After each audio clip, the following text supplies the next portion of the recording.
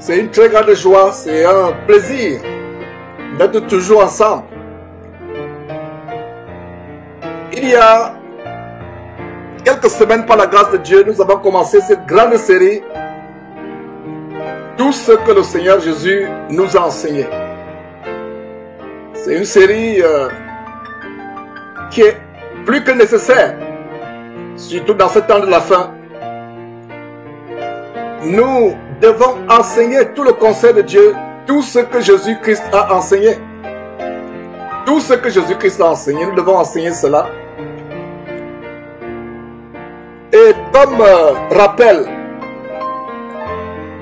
du fondement biblique de cette série, je vous prie de tourner vos Bibles dans Matthieu chapitre 28, ces deux grands versets que nous avons. Matthieu chapitre 28, prenez des notes. Alors il a dit, versets 19 et 20, notez s'il vous plaît. Voilà la grande commission, ce que nous appelons la grande commission du Seigneur Jésus-Christ à son Église.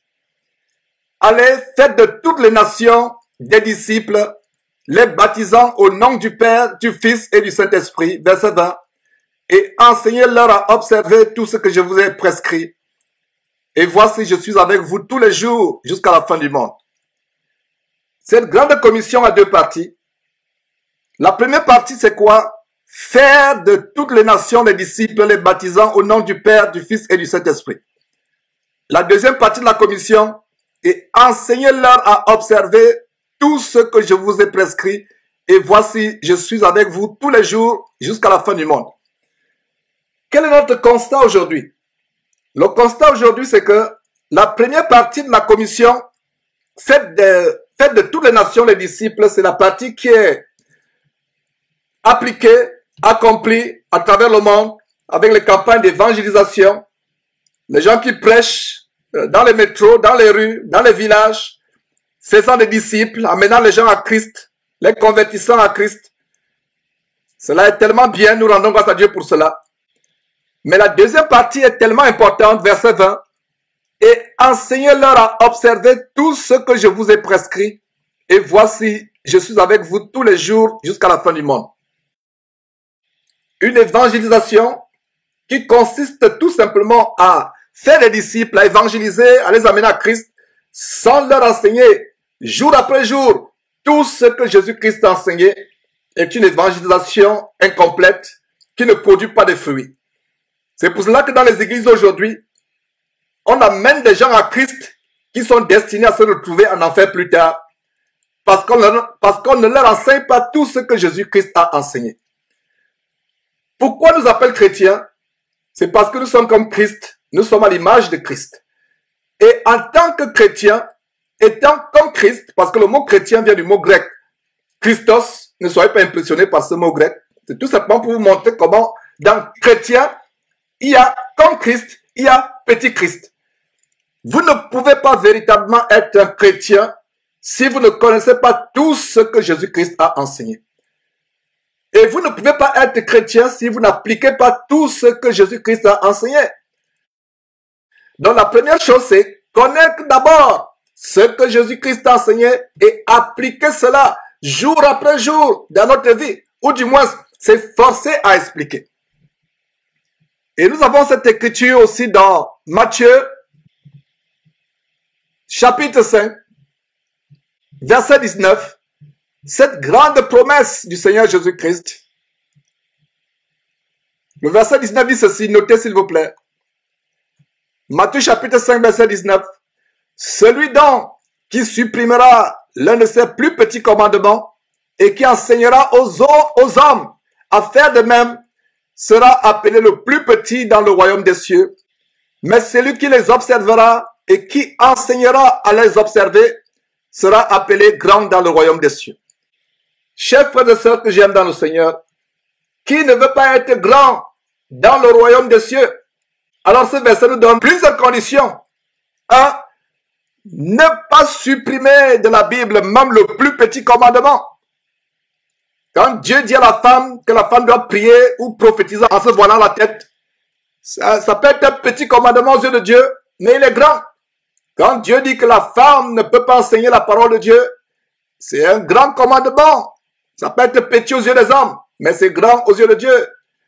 Quand Dieu dit, Matthieu chapitre 10, verset 8, ne vendez pas les choses de Dieu, vous avez reçu gratuitement, donné gratuitement. Ça peut être un petit commandement aux yeux de Dieu, aux yeux des hommes, pardon, mais c'est un grand commandement aux yeux de Dieu.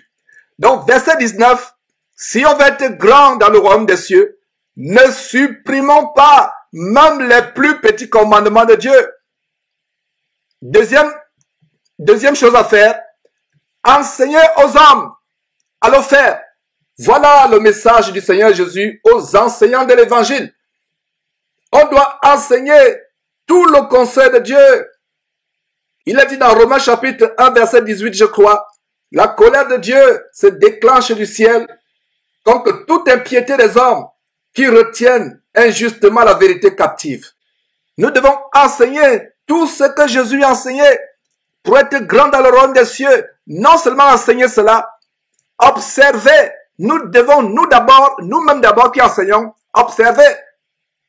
Vous ne pouvez pas enseigner aux autres ce que vous ne faites pas.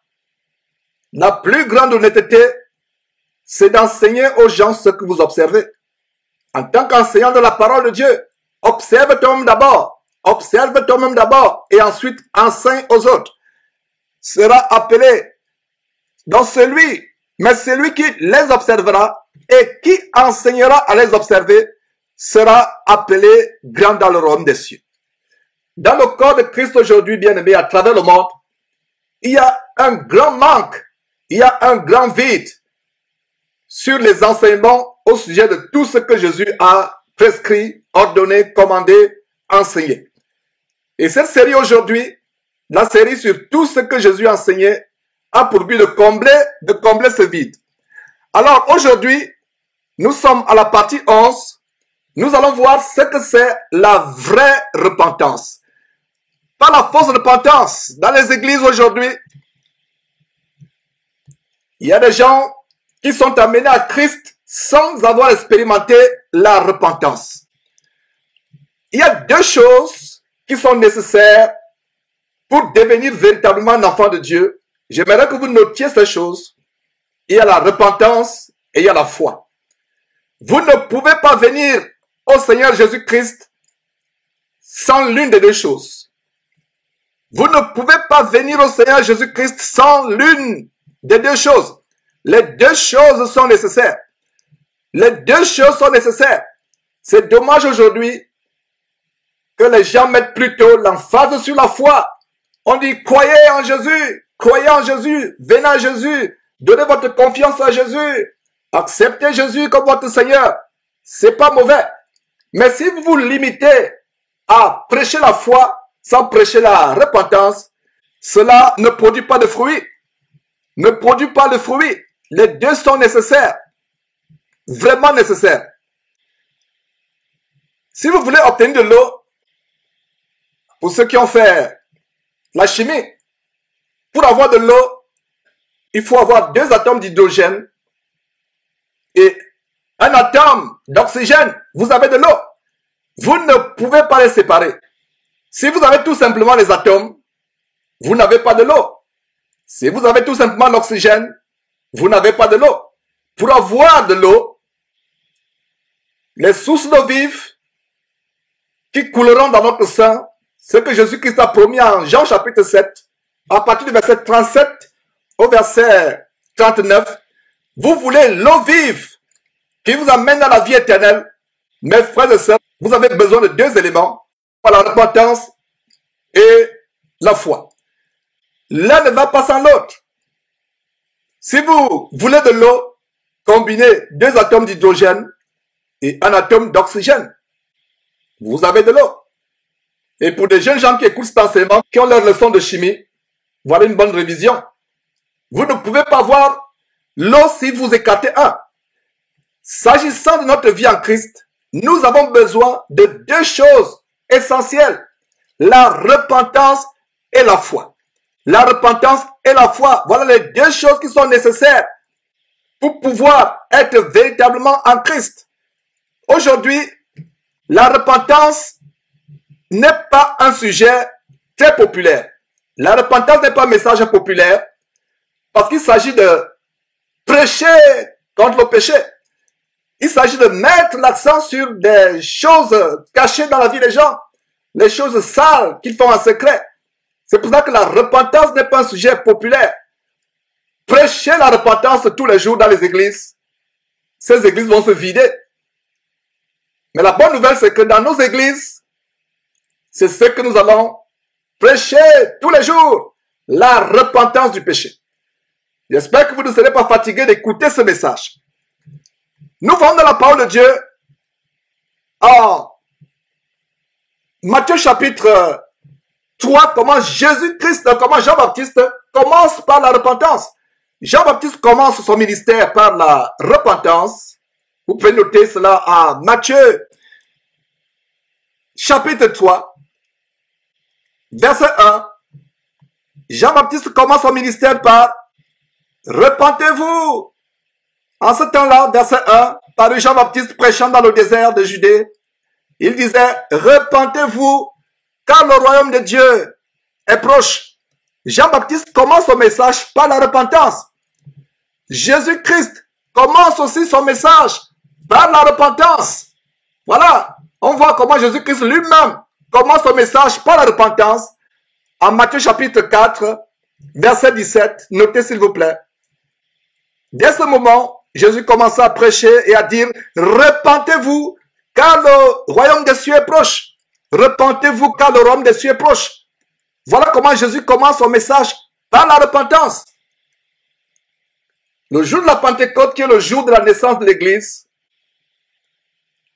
quand Pierre s'adresse aux gens ce jour-là, quelques instants après avoir reçu le Saint-Esprit, ils ont parlé en langue, ils confrontent ces Juifs qui étaient réunis à Jérusalem. C'était un grand jour de fête, le jour de la Pentecôte à Jérusalem. Les Juifs sont venus de par le monde pour cette grande fête à Jérusalem. C'est ce jour-là où Dieu, selon la promesse que son Fils a fait à ses disciples, a répandu le Saint-Esprit promis. Ils sont mis à parler en langue, en d'autres langues. Les gens étaient vraiment dans la confusion, au point où tout ce qu'ils ont trouvé à dire, c'est qu'ils sont ivres, ils sont pleins de vin doux. Alors Pierre prend la parole, donne ce grand sermon, vous pouvez lire par vous-même, en Actes chapitre 2. Ce qui est intéressant, c'est que ces gens sont touchés par le message de Pierre. Ils sont touchés par le message de Pierre. Alors, qu'est-ce que Pierre leur dit? Pierre leur dit à Actes chapitre 2, verset 38. Notez s'il vous plaît. Actes chapitre 2, verset 38. Pierre leur dit, repentez-vous et que chacun de vous soit baptisé au nom de Jésus-Christ pour le pardon de vos péchés et vous recevrez le don du Saint-Esprit. Voilà comment même Pierre, suivant les traces de Jésus-Christ, prêche la repentance. Prêche la repentance. Et immédiatement après, on voit aussi en Actes chapitre 3, Actes chapitre 3, verset 19, notez cela. Qu'est-ce qui se passe dans ce récit? Pierre et Jean montèrent au temple. Ils ont administré, poussé par le Saint-Esprit, la guérison à un paralytique, un boiteux de naissance. Cela a créé une confusion ce jour-là. Voilà comment Pierre, qui est confronté par les chefs ce jour-là, les chefs du temple et d'autres personnes, il leur adresse un message.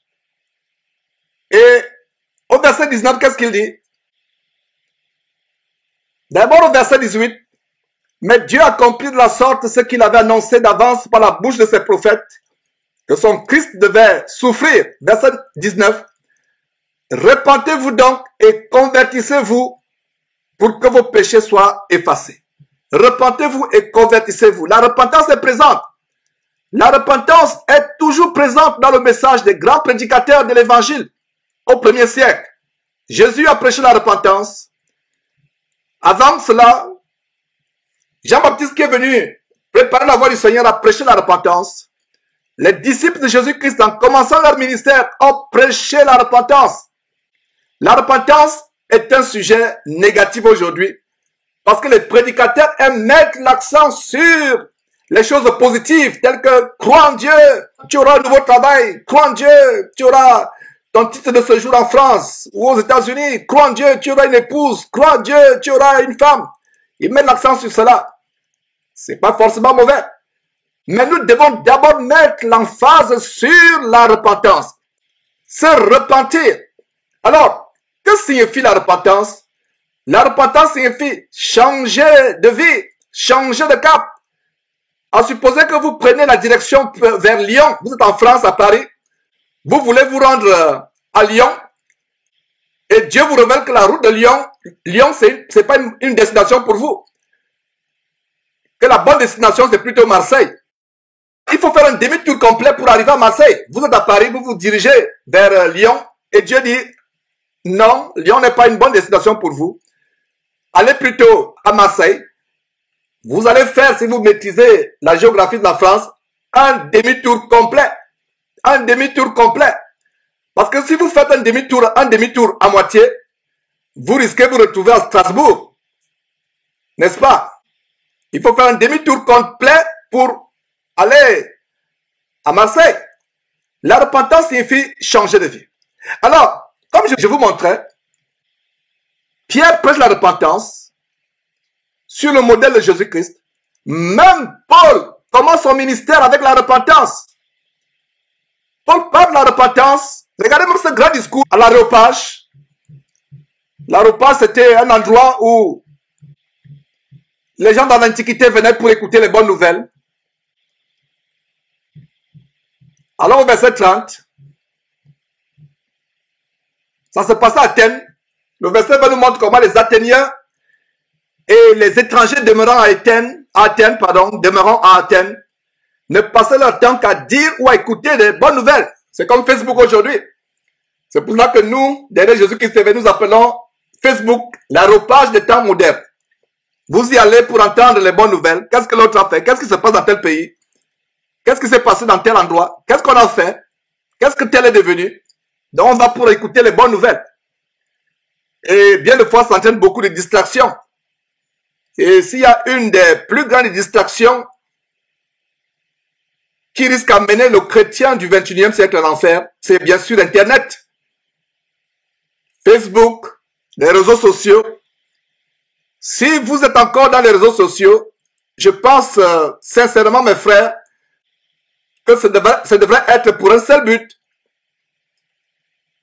Envoyer des enseignements bibliques, les versets, édifier les gens. Mais si vous y allez pour entendre des bonnes nouvelles, pour y flâner à longueur de journée, parce que vous êtes pris par l'oisiveté, c'est un grand danger. Vous risquez de polluer vos yeux avec des choses terribles, des choses négatives. Il n'y a rien de nouveau sous le soleil. Les Athéniens avaient l'aéropage. Les gens du 21e siècle ont un autre aéropage, plus dangereux encore. Facebook. Parce que l'aéropage d'Athènes était limité. Alors que Facebook, on peut tout y mettre. Les vidéos, des choses terribles à travers le monde. L'aéropage d'Athènes, c'est limité aux gens d'Athènes. Mais Facebook, c'est les nouvelles, mauvaises, bonnes, tout ce qui est négatif, les choses abominables à travers le monde. Donc, méfiez-vous, mes frères et sœurs de Facebook et de tous les réseaux sociaux. C'est une parenthèse que je ferme. Alors, Actes chapitre 17, Paul s'adresse aux gens de l'aéropage, à partir du verset 22. Et qu'est-ce que Paul dit? Vous pouvez lire tout le contexte par vous-même. Mais regardez au verset 30, Dieu, sans tenir compte des temps d'ignorance, annonce maintenant à tous les hommes, en tout lieu, qu'ils aient à se repentir. Se repentir, c'est regretter amèrement ce qu'on a fait. C'est regretter son passé. C'est dire, Seigneur, j'étais un menteur. J'ai eu le sexe avant de me marier. Je te demande pardon. Je regrette, Seigneur Dieu. J'étais un ivrogne. J'étais un faussaire. J'ai fait du faux pour avoir mes papiers. J'ai menti pour avoir le travail. Je me suis marié à quelqu'un qui est divorcé. Je ne savais pas qu'il fallait, en tant que femme, prier la tête voilée ou prophétiser la tête voilée. Je ne savais pas que je ne pouvais pas, en tant que femme, enseigner la parole de Dieu. Je ne savais pas que moi, Georges, il fallait faire payer les cours bibliques aux gens. vendre le livre. Je ne savais pas cela. Je me repens au nom de Jésus-Christ. La repentance, c'est regretter amèrement ce qu'on a fait.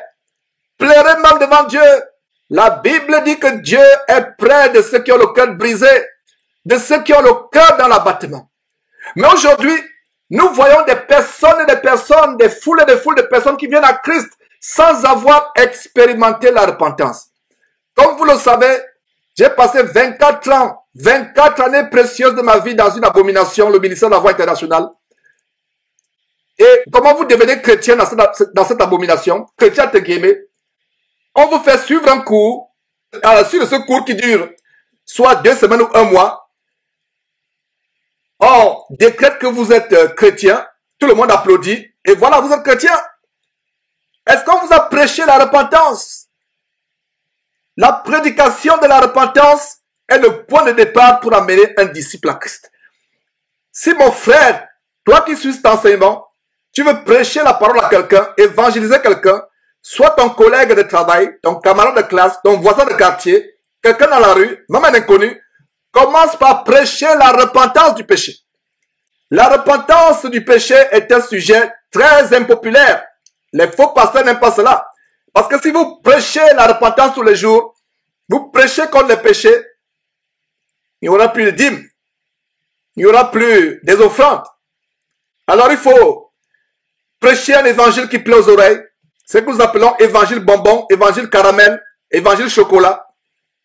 Et la Bible dit d'ailleurs que dans les derniers temps, les gens auront la démangeaison d'entendre les choses agréables et se tourneront vers une foule de faux pasteurs pour leur propre ruine. Ils aiment entendre les choses qui sont agréables aux oreilles. J'imagine même certaines personnes avec les cotons-tiges dans le sac, en pleine réunion, quand ce faux pasteur les encense avec des prophéties mensongères, des messages flatteurs. Ils ont besoin de cette tige cotonnée pour bien écurer l'oreille, pour suivre encore. L'oreille démange d'entendre les choses agréables. Mes frères, le message de la repentance n'est pas populaire. C'est pour cela qu'on n'est pas nombreux. Je prends l'exemple de ce séminaire que nous organisons à Houston, par la grâce de Dieu, cette fin du mois. Comment vaincre le péché dans nos vies, où nous allons mettre l'accent sur la repentance. Je ne sais même pas s'il y a une dizaine de personnes qui sont inscrites. C'est pas populaire. Mais si c'était le séminaire sur comment déclencher, débloquer le facteur d'accélération des finances dans votre vie en 2018, je vous assure qu'il n'y aurait même plus de place. Il n'y aurait plus de place. Mais les séminaires sur la repentance, sur comment fuir le péché, sur comment vaincre le péché ne sont pas populaires. Parce que les gens veulent des choses agréables, les choses qui plaisent à la chair. La Bible nous dit, le royaume de Dieu est forcé, ce sont les violents qui s'en emparent. Il ne s'agit pas d'être violent contre votre femme, contre votre époux, contre vos enfants, contre les voisins du quartier. Il s'agit d'être violent contre vous-même. C'est pour ça que l'apôtre Paul peut dire dans 1 Corinthiens chapitre 9, « Je traite durement mon corps et je le tiens assujetti. » Ma sœur, voilà l'hiver qui commence. Tu n'es pas marié, tu es seul dans ta chambre, il y a la grisaille, il y a le froid. Le diable viendra tribler ta chair, te faire regretter le fait que tu as pris l'engagement d'être chaste. Le froid va te tourmenter, la solitude va te tourmenter, la grisaille va te déprimer. Tiens ferme, ma sœur. Tiens ferme, tu es sur le bon chemin. Le diable fera tout pour te déprimer. Et te voilà, si tu ne tiens pas ferme, tu risques de te retrouver en train de naviguer sur l'intérieur pour rechercher le réconfort. Et voilà, tu tomberas sur un démon qui va te faire tomber dans la fornication. Nous devons être fermes face au péché. Nous devons être violents. Quand la tentation du péché vient, crie de ma haute voix. Je connais une sœur qui avait pris la résolution au moment de sa vie d'être chaste. Et c'est quand elle a pris la résolution d'être chaste qu'il y a eu toutes sortes de tentations. Les envies qu'elle avait avant de faire ce vœu, elle a recommencé à avoir ces envies. Et la Bible nous dit dans Ecclésiaste, malheur à celui qui prend à la légère un vœu sacré. Ne vous empressez pas de faire un vœu à Dieu, Quand vous avez fait un vœu à Dieu, respectez-le. Alors, dès que la sœur a fait ce vœu, les attaques d'ordre sexuel qu'elle avait, elle ne les avait jamais expérimentées. C'est tellement fort un moment où elle devait se lever et dire, vous, dans ma chair, dans mes parties privées, vous n'avez pas d'autorité sur mon corps. Sortez de ma tête, sortez de mes pensées, sortez de mon corps au nom de Jésus-Christ. Elle insistait, elle le disait à haute voix. C'est un combat. Nous devons traiter durement notre corps. La repentance est tellement importante. Ce grand verset que je m'ai partagé, Proverbe chapitre 28, verset 13. Notez ce verset s'il vous plaît. C'est un verset que vous devez avoir par cœur.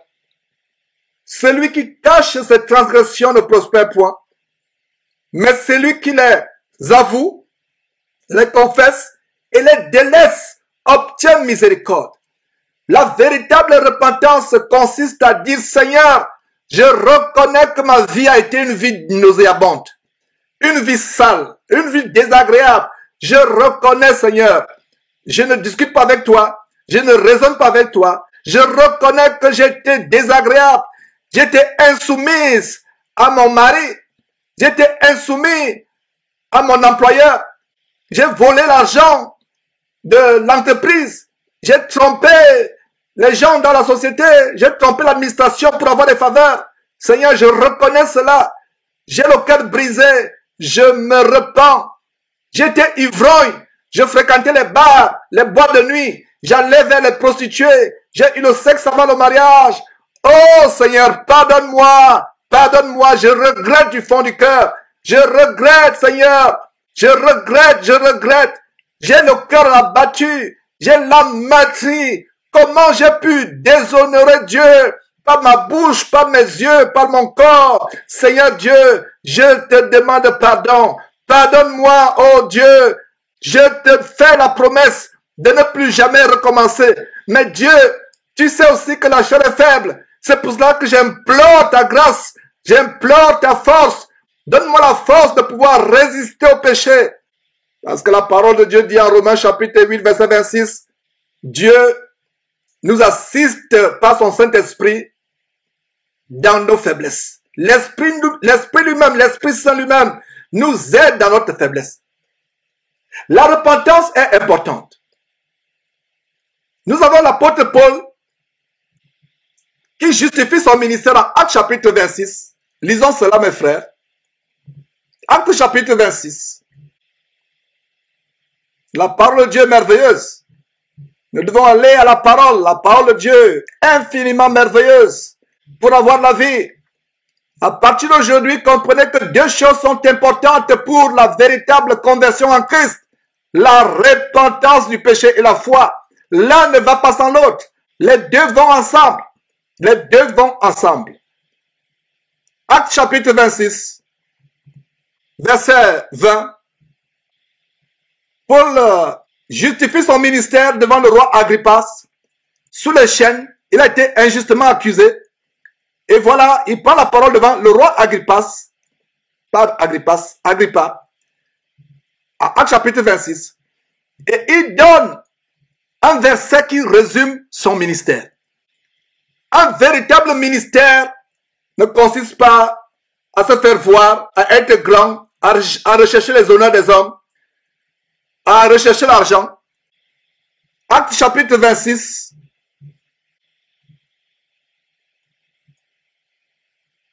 L'apôtre Paul montre comment le Seigneur Jésus l'a appelé à ce ministère. Vous pouvez lire à partir du verset 15 par vous-même. Et au verset 20,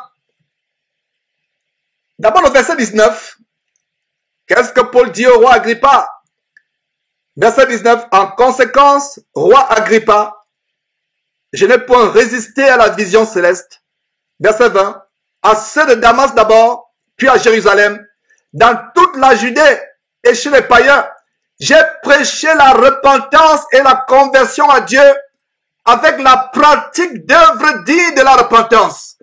Voilà le message central de la croix, depuis le jour de la Pentecôte jusqu'au retour de Jésus-Christ. Il n'y a pas un autre message. tous les dimanches, c'est le message que vous allez entendre. Chaque jour, comme la Bible dit, exhortez-vous chaque jour, selon ce qu'on peut dire chaque jour, afin que personne ne s'endurcisse par la séduction du péché. Notre message chaque jour, pour toutes les églises à travers le monde, les vraies églises, qui ne sont pas les bâtiments faits de pierre, de verre ou d'acier, l'église que vous et moi nous formons, là où 2 ou 3 sont assemblés au nom de Jésus-Christ, c'est l'église. Voilà le message que nous allons prêcher tous les jours dans toutes les églises à travers le monde, à savoir, ne vous endurcissez pas par la séduction du péché, fuyez le péché. Et la repentance n'est pas quelque chose que vous faites une fois. Ne pensez pas que vous allez dire, je me suis repenti le jour où je suis venu à Christ et c'est fini.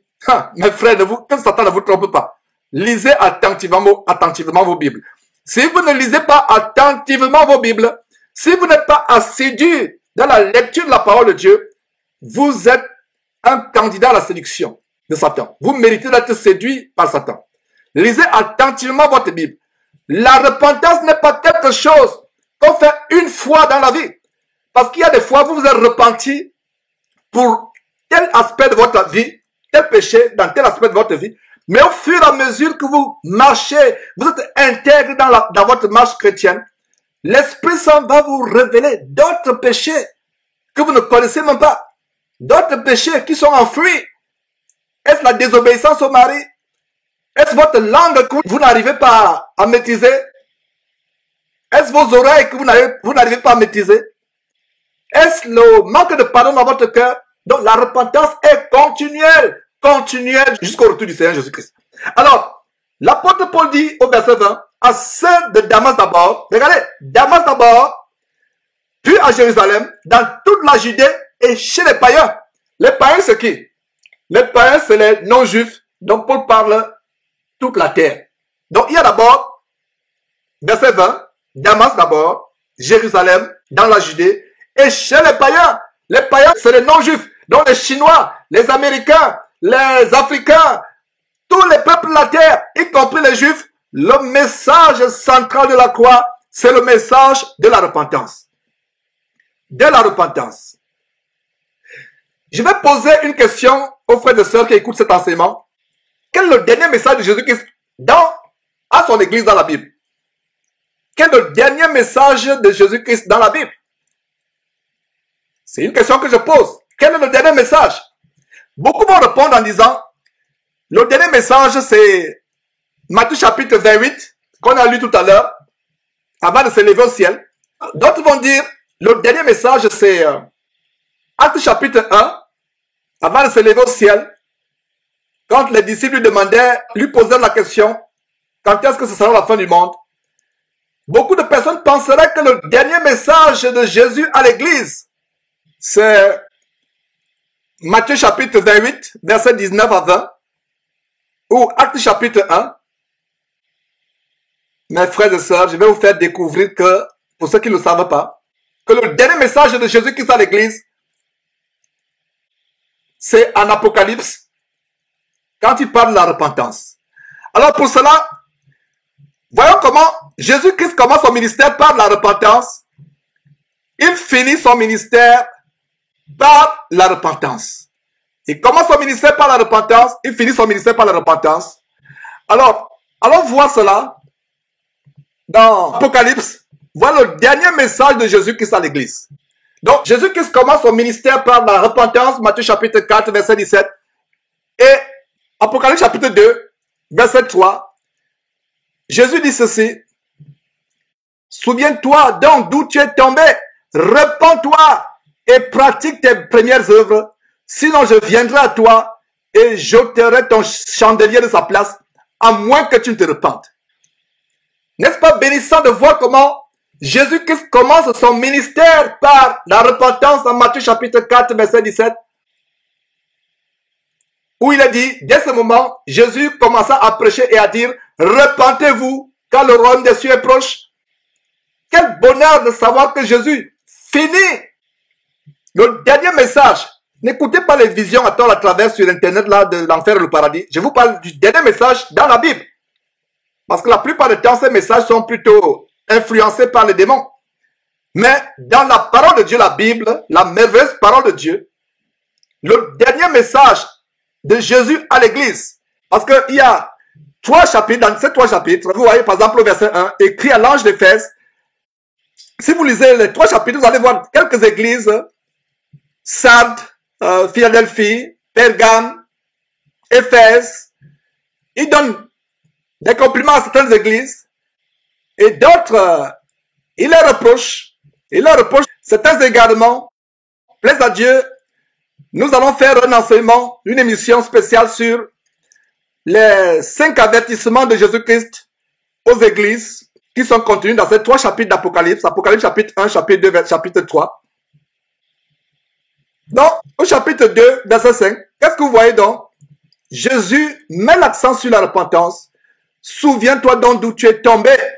Mon frère, ma soeur, es-tu tombé dans la fornication? Es-tu tombé dans le mensonge? Tu avais commencé à marcher avec Jésus-Christ. Tu as été découragé. Tu as été séduit. Tu avais abandonné la cigarette, les drogues. Tu avais abandonné les choses mauvaises, la fréquentation des bars, des prostituées. La Bible dit, et c'est le Seigneur Jésus-Christ qui te dit aujourd'hui, par ma bouche, sur la base de ce verset, Apocalypse chapitre 2, verset 5. Souviens-toi donc d'où tu es tombé.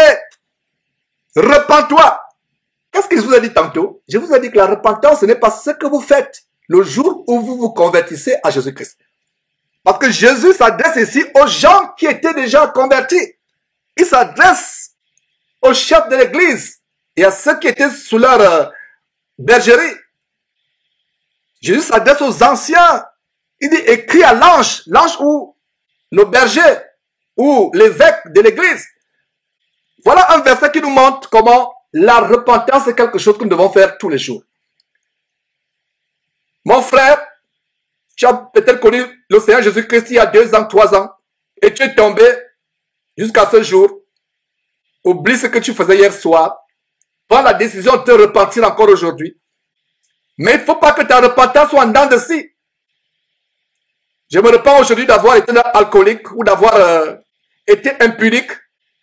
Quelques mois, même pas quelques mois, quelques jours après, tu retombes, tu demandes pardon, tu retombes, tu demandes pardon, tu retombes. C'est très dangereux, mes frères et sœurs. Ne faisons pas des repentances en dents de scie.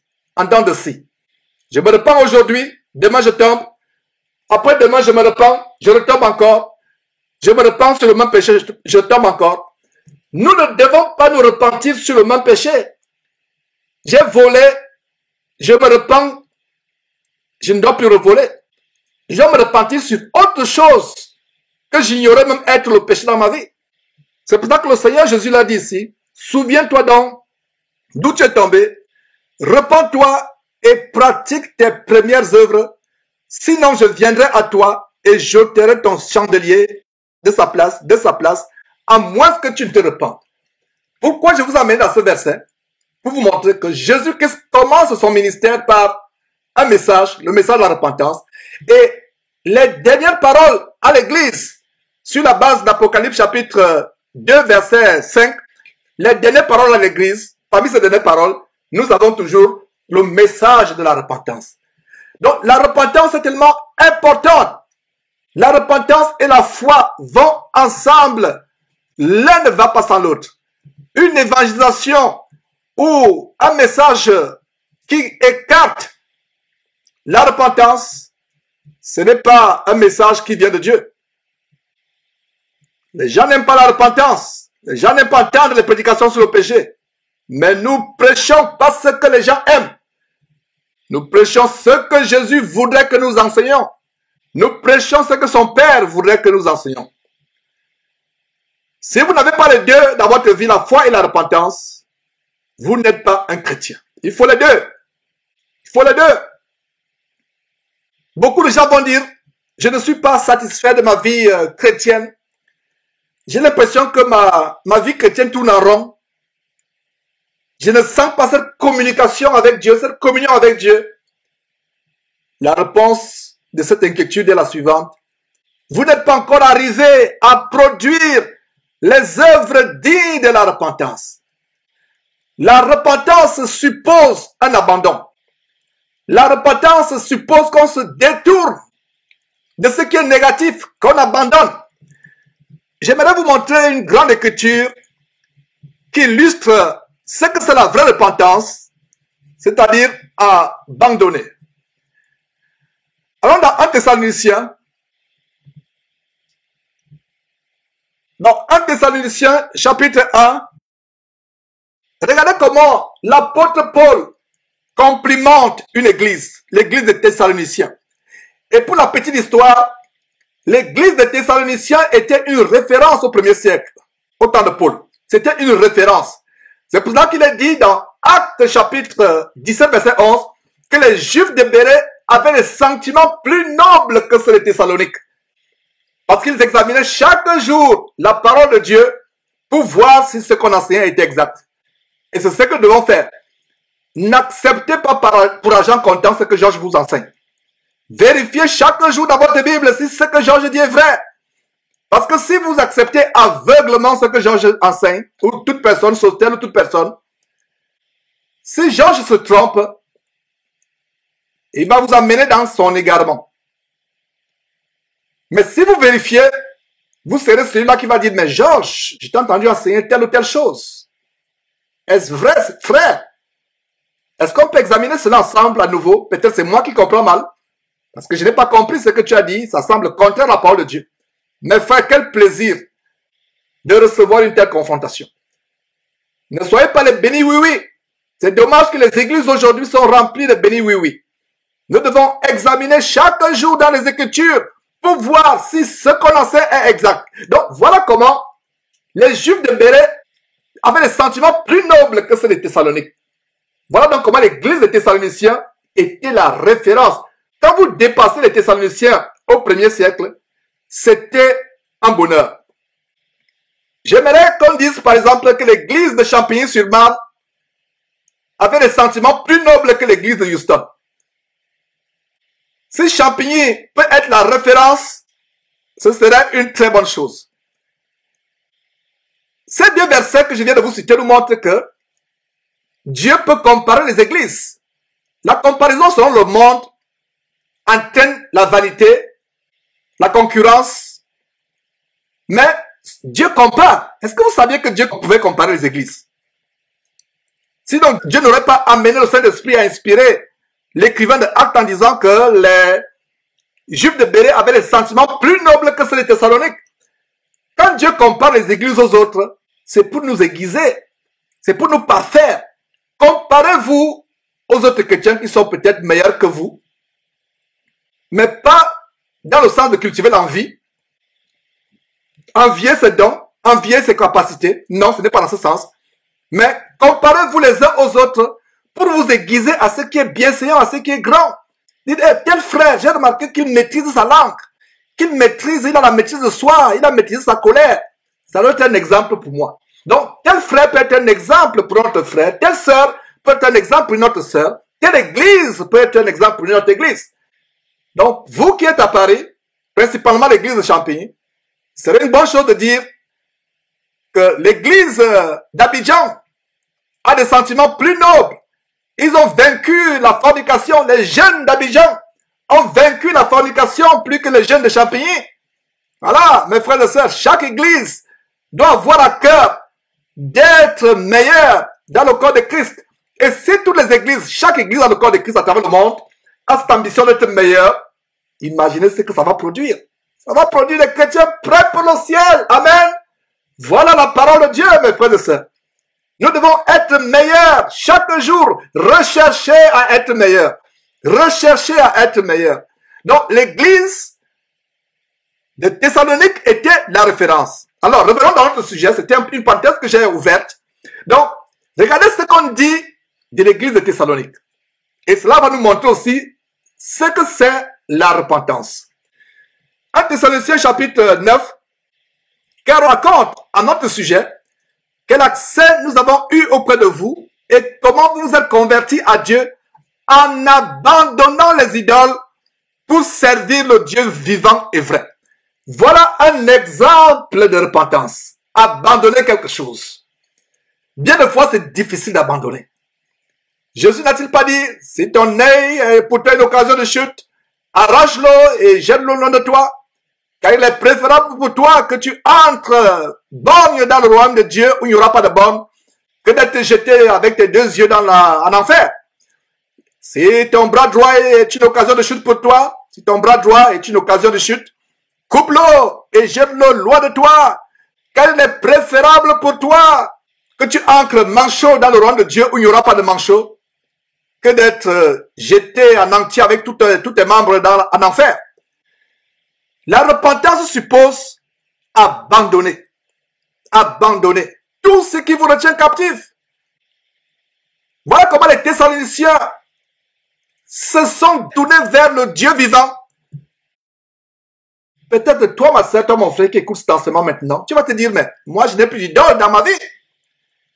J'étais peut-être catholique, j'avais mon chapelet dans la poche, j'avais une croix autour du cou, j'avais même des boucles d'oreilles en forme de croix pour les porter tous les jours. J'avais des bougies que j'allumais avant de prier. Je me suis débarrassé de mes idoles. Je disais tout à l'heure que la repentance est un processus continuel. Dieu nous révèle des choses au fur et à mesure que nous marchons, que nous prenons l'engagement de lui être fidèles, de lui obéir.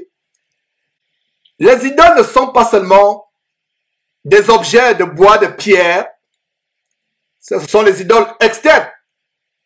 C'est plus facile de les identifier. C'est plus facile de les éliminer. Tout ce qui est externe, visible, c'est facile de les éliminer. Je me rappelle la sœur Angèle, quand je suis venu à Paris, elle m'a parlé d'une statuette d'un bonhomme qui était juste à l'entrée de la maison où certains frères ensemble. Et une fois qu'elle a connu la parole de Dieu, elle s'est débarrassée de cette idole, de ce statut, ce bonhomme. C'était une idole. Peut-être qu'à l'époque, elle ne savait pas que c'était une idole, mais une fois qu'elle est venue à Christ, elle a compris ce commandement sur la base d'Exode chapitre 20, verset 4, qui dit « Tu ne te feras point de représentation quelconque ». Elle s'est débarrassée de cela. Donc, les idoles externes, visibles, telles que la croix, c'est dommage que dans cette soi-disant église, il y a encore la croix. Vous voyez la grosse croix au mur ou à l'entrée. La croix est un instrument de Satan. Ce n'est pas Dieu qui a fabriqué la croix. La croix est un instrument de Satan pour tuer Jésus-Christ. Donc je ne comprends pas pourquoi les gens continuent à porter ce morceau de bois autour du cou. Ou les mettre à l'entrée de leur dénomination qu'ils appellent l'église, qui ne sont que des salles d'attente pour l'enfer.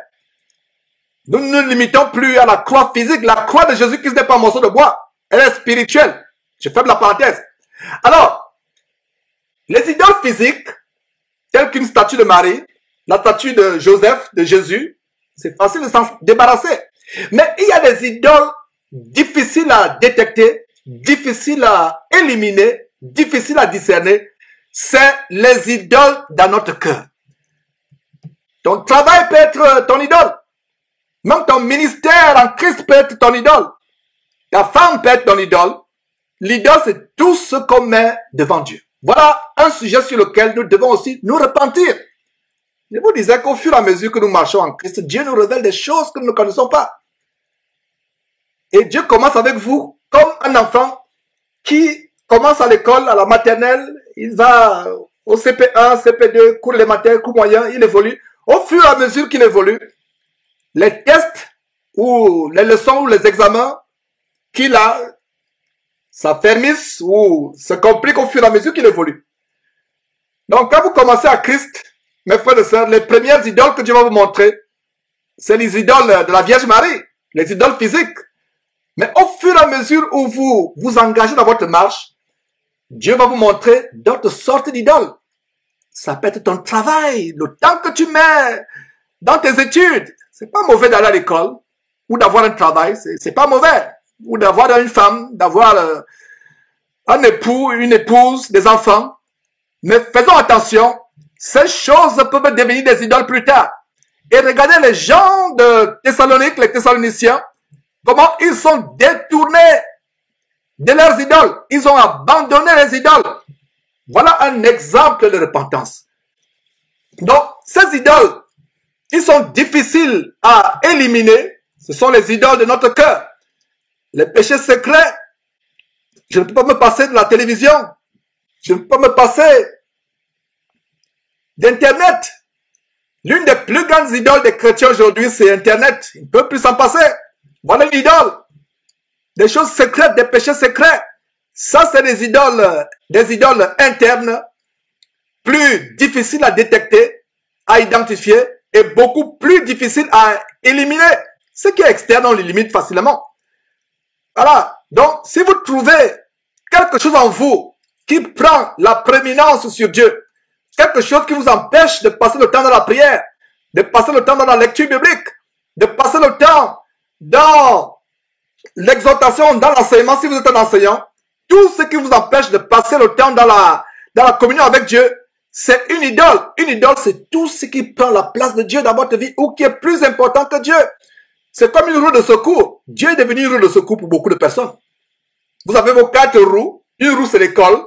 L'autre roue, c'est le mariage. L'autre roue, c'est, je ne sais pas, une entreprise que vous avez. L'autre roue, c'est peu importe, les 4 roues. Mais Dieu est à la malle arrière. C'est quand il y a un problème, qu'on dit, ah, Dieu. Et vous ouvrez votre malle arrière, vous prenez votre roue qui s'appelle Dieu. On ne se moque pas de Dieu. Nous devons avoir nos roues principales. Nos 4 roues doivent être Dieu. Première roue, Dieu.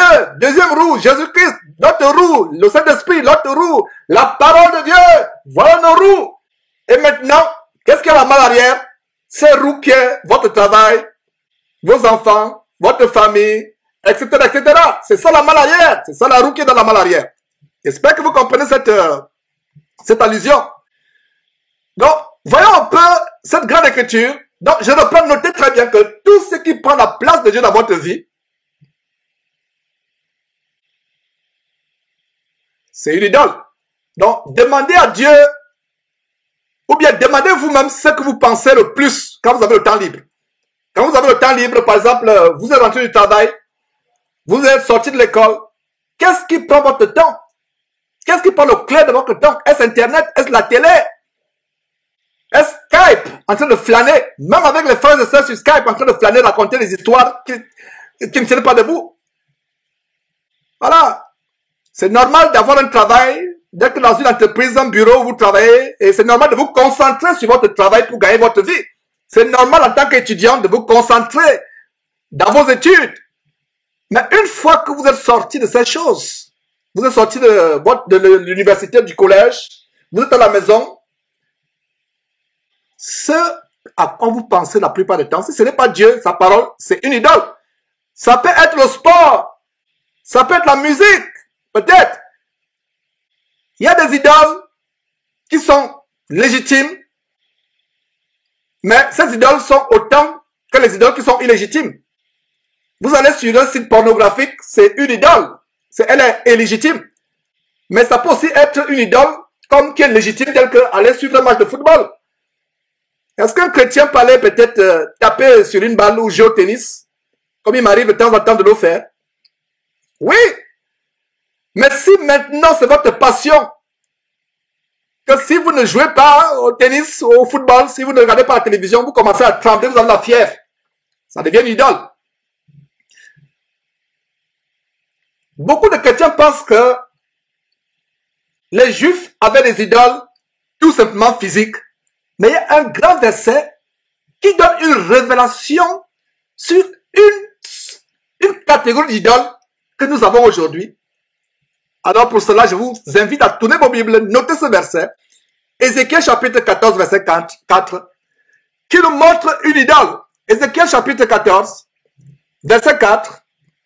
Voilà ce que Dieu dit à Ézéchiel d'adresser aux anciens d'Israël. Vous pouvez lire à partir du verset 1 comment quelques-uns des anciens d'Israël vinrent auprès d'Ézéchiel et s'assirent en face de lui. Et comment au verset 2, la parole de l'Éternel est adressée à Ézéchiel en ce mot. Nous pouvons sauter le verset 3. Lisons le verset 4. Verset 4. C'est pourquoi parle-leur et dis-leur, ainsi parle le Seigneur l'Éternel. Tout homme de la maison de l'Éternel, tout homme de la maison d'Israël, qui porte ses idoles dans son cœur et qui attache le regard sur ce qu'il a fait tomber dans son iniquité, s'il vient s'adresser au prophète, moi l'Éternel, je lui répondrai malgré la multitude de ses idoles. Quelle belle révélation à ce verset. Ce verset anticipait déjà les idoles que les chrétiens devaient avoir aujourd'hui dans leur cœur. Merveilleux verset, n'est-ce pas? Ézéchiel chapitre 14, verset 4, nous montre les idoles que nous portons dans notre cœur. Parce que les idoles physiques, c'est facile. Je ne pense pas que quelqu'un, véritable chrétien, qui supporte encore les idoles physiques. Mais nous avons de multitudes d'idoles invisibles, spirituelles, dans notre cœur. Regardez, ce verset termine en disant, je lui répondrai malgré la multitude de ces idoles. Ces idoles qui portent où? Ces idoles qui portent dans son cœur. Qu'il porte dans son cœur. Ce ne sont plus les idoles que nous portons autour du cou. Ces bijoux que nous portons. Beaucoup de femmes chrétiennes ont compris que la femme ne doit pas se parer d'or, de bijoux. C'est une bonne chose. Elles n'ont plus ces idoles. Parce qu'il y a des femmes, elles ne peuvent pas sortir de la maison sans bijoux. Alors, ce dont vous ne pouvez pas vous passer, ce dont vous ne pouvez pas vous passer, c'est quoi? C'est une idole. Alors, il y a des chrétiennes qui sont débarrassées de ces idoles, bijoux, en or, diamants, etc. Mais elles ont toujours des idoles dans le cœur. C'est de ce que parle ce verset. Vous portez vos idoles dans votre cœur, malgré que vous ne les avez plus autour de votre poignet, autour de votre cou, autour de votre cheville, sur vos oreilles. Vous n'avez plus ces idoles, mais vous les avez dans les cœurs, dans le cœur.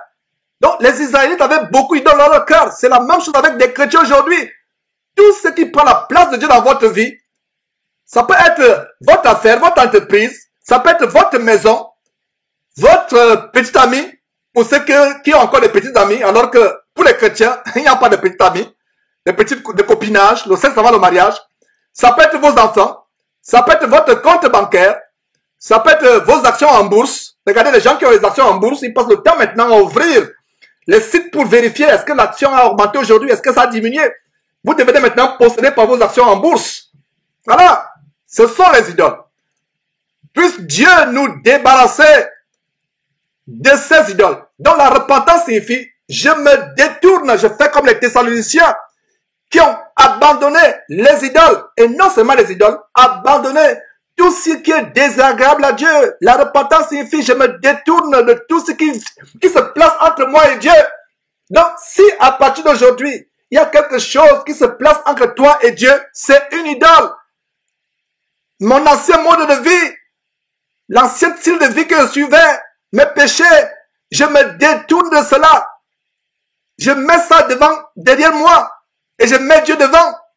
Je tourne mon dos, non seulement au péché, mais à tout ce qui a pris la place de Dieu dans ma vie. C'est ça la véritable repentance. Si vous n'avez pas fait cela, ça veut dire que votre repentance est partielle. Votre repentance est partielle. Peut-être vous avez tourné le dos à certaines choses, mais pas à tout. Mais vous devez demander à Dieu de vous inspirer. Donc, mes frères, nous devons nous repentir, nous détourner de tout ce qui prend la place entre Dieu et nous. Comme il disait au début, imaginez que vous êtes à Paris, vous voulez vous rendre à Lyon, et Dieu vous dit pendant que vous êtes en chemin, que la voie de Lyon, c'est la voie qui mène à l'enfer. Détournez-vous pour aller à Marseille, au sud. Alors vous devez faire un tour à 180 degrés. Vous étiez sur la route, Paris, Lyon. Dieu vous dit, Lyon c'est l'enfer. C'est un exemple tout simplement. Tournez-vous pour aller à Marseille au sud. Si vous faites un tour à 135 degrés, vous pouvez finir à Strasbourg. Mais vous devez faire un tour de 180 degrés pour aller à l'opposé de Lyon. Voilà ce qui se passe aujourd'hui. Beaucoup de chrétiens finissent là où ils ne sont pas censés finir parce qu'ils ne sont pas détournés du péché à 180 degrés. Ils sont détournés mais pas complètement. C'est la raison pour laquelle beaucoup de personnes ne progressent pas dans leur vie chrétienne aujourd'hui. Parce que la repentance n'est pas totale. Ils ne sont pas totalement détournés. Ils ne sont même pas au courant, conscients de certains autres péchés dans leur vie. Mes frères, n'oubliez pas, je ne me lasserai pas de vous le dire, la repentance ce n'est pas ce que vous faites une seule fois. Vous allez vous repentir à plusieurs reprises pour des péchés inconnus. Je ne dis pas de vous repentir pour le même péché. Vous volez, vous demandez pardon à Dieu, vous revenez encore voler 2 jours après. Non, ce n'est pas de cela dont je parle. Vous avez volé, une vie de vol, de mensonge, vous vous détournez. Maintenant, il y a autre chose que Dieu pourra vous montrer. Au fur et à mesure que nous grandissons dans votre vie chrétienne, nous découvrons de nouveaux péchés qui sont plus récents et que nous ne pensons même pas être des péchés. Plus vous êtes dans la maturité en Christ, plus des péchés, il y a 2 ans, 3 ans que vous ne voyez pas comme étant des péchés. Aujourd'hui, vous allez voir cela comme des péchés. Un bébé spirituel ne peut pas voir comme péché ce que vous, après 5 ans de marche ferme et fidèle en Christ, voyez. Et cela m'est arrivé de découvrir des péchés que je ne prenais pas pour des péchés il y a 5 ans, il y a 10 ans. Mais aujourd'hui, je dis, Seigneur, comment je pouvais faire cela? Allez. Et aujourd'hui, et je vais finir par cela, il y a une catégorie de péchés que beaucoup de chrétiens ignorent dans leur vie, le péché par omission. Il y a 2 sortes de péchés. Les chrétiens sont conscients du péché par commission. Donc, notez, il y a péché par commission et il y a péché par omission. Un péché par commission, aller voler, mentir, convoiter la femme d'autrui, c'est un péché par commission. C'est-à-dire que vous avez commis un acte, que ce soit par votre corps physique, que ce soit par votre parole, que ce soit par votre bouche. Ça, c'est le péché par commission. Mais il y a des catégories de péchés qu'on appelle péché par omission. La Bible ne dit-elle pas que celui qui sait faire ce qui est bien et ne le fait pas commet le péché? Je crois que c'est Jacques chapitre 4, verset 17. Jacques chapitre 4, verset 17 dit, celui donc qui sait faire ce qui est bien et ne le fait pas commet un péché. Voilà la catégorie de péché par laquelle je vais terminer cette partie 11 de cette série qui s'appesantit sur ce que c'est la vraie repentance. Voilà le péché par omission. Tu ne fais pas ce que tu es censé faire. C'est un péché par omission. Tu es censé lire la parole de Dieu. Tu ne lis pas la parole de Dieu. C'est un péché d'omission. Tu es censé jeûner. Tu ne jeûnes pas. C'est un péché par omission. Tu es censé prier pour les autres. Tu es censé aimer les autres. Tu es censé pardonner les autres. Tu ne le fais pas. C'est un péché. Donc, à partir d'aujourd'hui, ne vous concentrez plus seulement sur les péchés par commission. Concentrez-vous aussi sur les péchés d'omission. Sur la base de Jacques chapitre 4, verset 17.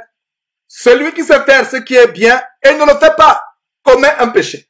Voilà la grande révélation que nous recevons ce matin.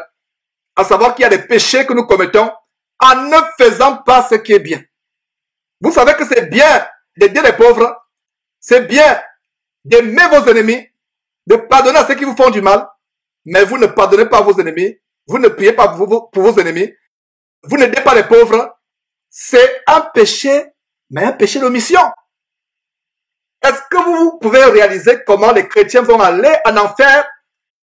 Ils se sont abstenus de beaucoup de choses, ils n'ont pas commis ce qui est mal, mais ils ont péché en omettant de faire ce qui est bien.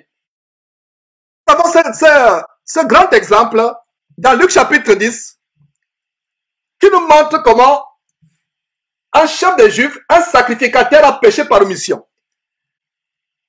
Et c'est l'histoire de Jésus-Christ que nous appelons communément le bon samaritain. Nous voyons dans cette histoire, Luc chapitre 10, verset 30, Jésus reprit la parole et dit, un homme descendait de Jérusalem à Jéricho, il tomba au milieu des brigands, qui le dépouillèrent, le chargèrent de coups et s'en allèrent, le laissant à demi-mort.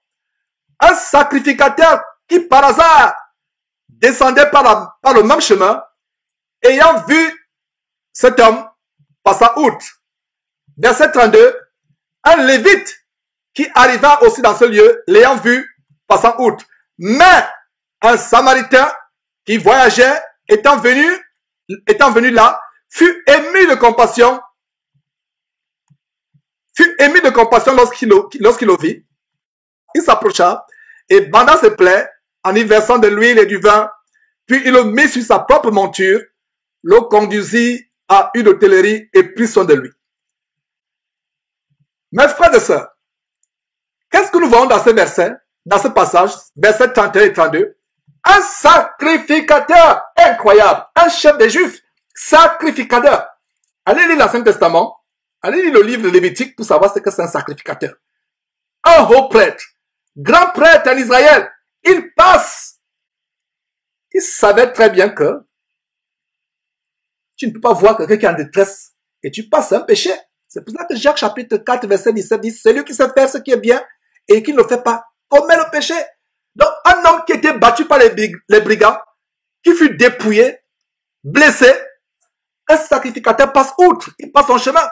Non seulement un sacrificateur, une deuxième personne, un lévite. Les lévites étaient le peuple de Dieu, mis à part pour servir, pour avoir les fonctions sacrées dans le temple. Mais un lévite passe outre.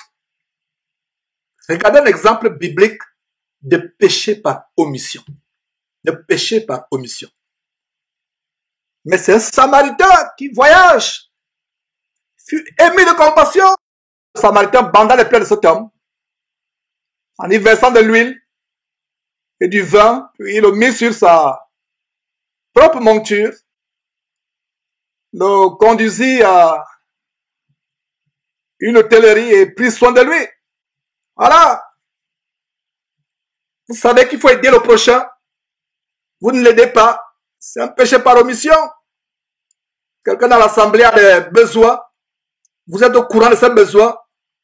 Et vous avez l'argent qui dort tranquillement dans votre compte d'épargne pour vos vieux jours. Et le frère a des besoins sérieux. C'est un péché par omission. On peut dire humainement que le lévite et le sacrificateur n'avaient pas l'obligation d'aider cet homme. Mais selon Jésus-Christ, ils ont péché. Péché par omission. Donc, est-ce que vous pouvez vous imaginer le nombre de péchés par omission dans nos vies? Donc, normalement, mes frères, nous devons confesser non seulement les péchés que nous avons commis, mais aussi nous devons confesser les péchés par omission. J'étais censé faire cela, je ne l'ai pas fait. J'étais censé évangéliser, je ne l'ai pas fait. J'étais censé m'occuper de l'église de Champignon, je ne l'ai pas fait. Je m'avais attendu confesser mon péché d'omission en début d'enseignement, n'est-ce pas? J'ai confessé. J'aurais dû m'occuper de cette église. Oh, je ne m'en suis pas occupé. J'ai péché par omission. J'aurais dû prier pour telle sœur ou pour tel frère. Je ne l'ai pas fait. J'aurais dû rendre visite à cette sœur qui venait d'accoucher. J'aurais dû rendre visite à ce frère qui a été affligé. Je ne l'ai pas fait. C'est un péché d'omission. Mes frères, nous devons confesser aussi les péchés d'omission. Donc, au fur et à mesure que nous progressons dans la marche chrétienne, que nous quittons le stade d'enfant ou de bébé spirituel pour arriver à la maturité, Dieu va nous faire découvrir d'autres zones de péché insoupçonnables dans nos vies. Et plus on grandit, plus on s'affermit, nous allons voir, mes frères, d'autres zones d'ombre.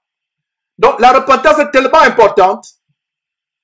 Ne pensez pas que vous avez gagné la victoire.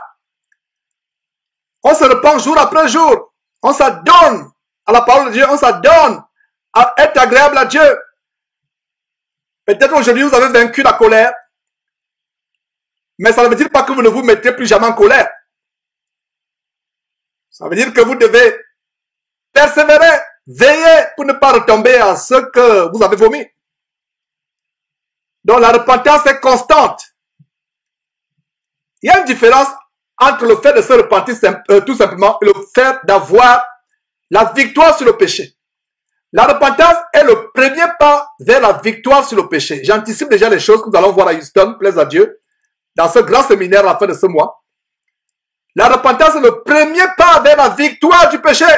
C'est pour cela que nous devons être constamment dans la repentance. Au sortir de cette réunion, j'aimerais que chacun d'entre nous s'examine profondément. Seigneur, est-ce qu'il y a des zones d'ombre dans ma vie, des zones de péché, des péchés d'omission, des choses que j'aurais dû faire? Nous devons persévérer, mes frères, dans la repentance. C'est dommage que le message de repentance manque aujourd'hui dans les églises. Un évangile sans repentance est un évangile contrefait. Un évangile qui vous amène à croire seulement, à avoir la foi seulement, sans vous repentir, c'est un évangile qui est partiel, parcellaire. Nous disons souvent sur la base de Jean chapitre 8, verset 32, vous connaîtrez la vérité vous affranchira. La vérité qui vous libérera du pouvoir du péché, c'est une repentance constante. C'est une repentance constante. Mes frères et sœurs, c'est un plaisir de vous partager cet enseignement. Cette partie 11 de cette grande série sur tout ce que le Seigneur Jésus a enseigné. Vous connaîtrez la vérité vous affranchira.